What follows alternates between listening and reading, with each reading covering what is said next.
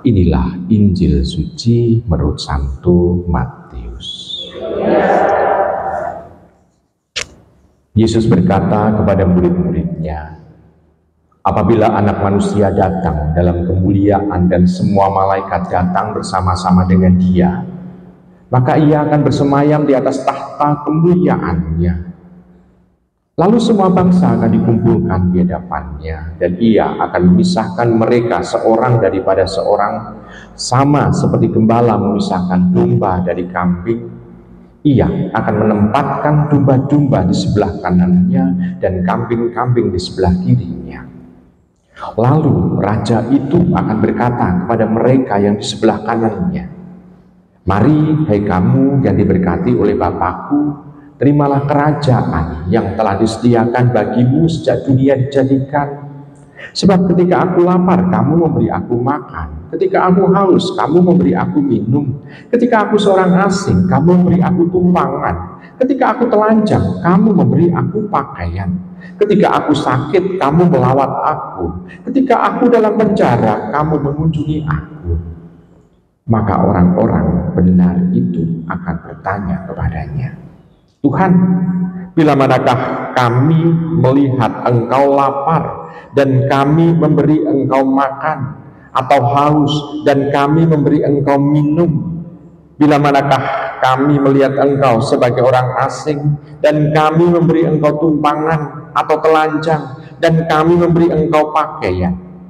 Bila manakah kami melihat Engkau sakit atau dalam penjara dan kami mengunjungi Engkau? Maka raja itu akan menjawab mereka, aku berkata kepadamu, sesungguhnya segala sesuatu yang kamu lakukan untuk salah seorang dari saudaraku yang paling hina ini, kamu telah melakukannya untuk aku. Dan ia berkata juga kepada mereka yang di sebelah kirinya, enyahlah dari hadapanku, hai kamu orang-orang terkutuk, enyahlah ke dalam api yang kekal yang telah disediakan untuk iblis dan malaikat-malaikatnya.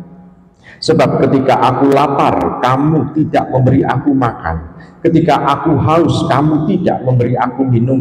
Ketika aku seorang asing, kamu tidak memberi aku tumpangan. Ketika aku telanjang, kamu tidak memberi aku pakaian. Ketika aku sakit dan dalam penjara, kamu tidak melawat aku. Lalu mereka pun akan bertanya kepadanya, Tuhan, bila manakah kami melihat Engkau lapar atau haus atau sebagai orang asing atau telanjang atau sakit atau dalam penjara dan kami tidak melayani Engkau? Maka ia akan menjawab mereka, aku berkata kepadamu, sesungguhnya segala sesuatu yang tidak kamu lakukan untuk salah seorang dari saudaraku yang paling hina ini, kamu tidak melakukannya juga untuk aku. Dan mereka ini akan masuk dalam tempat siksaan yang kekal, tetapi orang benar masuk ke dalam hidup yang kekal. Demikianlah sabda Tuhan. Ibu, Bapak, Saudari, sudah terkasih dalam Tuhan, dalam bacaan Injil memang panjang yang dibacakan. Di sana sebetulnya gambaran situasi tentang pengadilan terakhir. Ada beberapa poin dalam pengadilan terakhir ini. Yang pertama, di sana tampak bahwa gembala itu, misalnya raja itu, untuk memisahkan orang yang saleh dan orang yang terkutuk itu sangat gampang, seperti seorang gembala membedakan domba dan kambing. Bagi orang kebanyakan seperti kita juga, untuk membedakan kambing dan domba kita butuh kejelian karena tidak terbiasa. Tetapi raja itu, walaupun dia bukan seorang gembala, tapi raja, dia sudah terbiasa dengan istana, tidak pernah tahu misalnya situasi padang gurun atau misalnya padang gembala, tetapi dia mampu untuk membedakan antara domba dan kambing. Dan di sana kita bisa melihat sangat mudah untuk membedakan itu. Berarti raja dalam mengadili tidak butuh yang namanya pengacara, tidak butuh yang namanya jaksa. Dia bisa langsung. Jadi pengadilan terakhir Tuhan nggak membutuhkan jaksa atau pengacara atau pembela bagi yang diadili.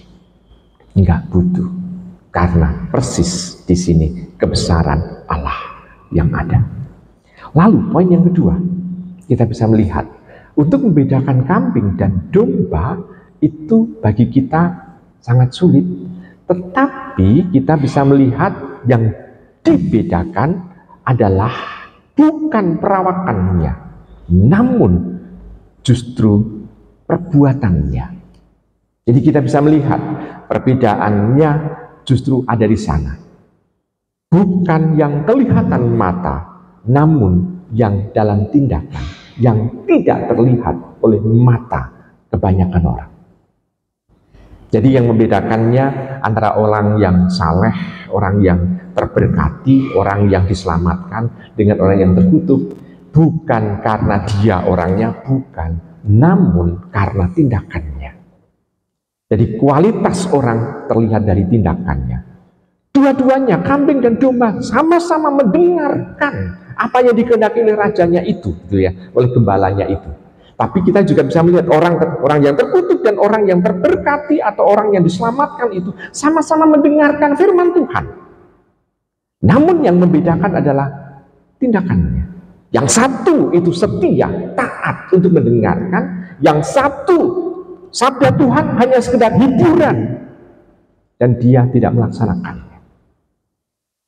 Nah, bagi yang melaksanakannya itu sudah menjadi habit pula, menjadi kebiasaan, sehingga pada waktu ditanya, pada waktu dikatakan bahwa dia diselamatkan karena melakukan tindakan-tindakan yang baik itu, dia sendiri tidak merasakan. Kenapa? Karena sudah menjadi kebiasaan, dia melakukan kebaikan itu, sehingga dia tidak ada rasa terpaksa, yang ada adalah ketulusan hati orang itu. Sedangkan kalau orang itu ibaratnya kambing, di sana kita bisa melihat bahwa dia hanya mendengarkan dan mungkin dia melaksanakan tetapi dipaksa. Mungkin dia dipaksa.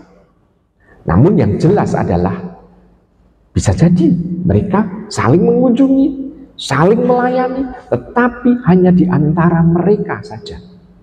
Sedangkan bagi ibaratnya orang yang diibaratkan dengan domba itu, orang yang salah, yang terberkati itu, justru dia melayani orang yang membutuhkan. Jadi dia terbiasa untuk melakukan tindakan-tindakan yang baik itu bagi mereka yang sungguh-sungguh membutuhkan. Nah, sekarang kalau demikian, ibu, bapak, saudara, saudara kasih dalam Tuhan, pengadilannya seperti itu.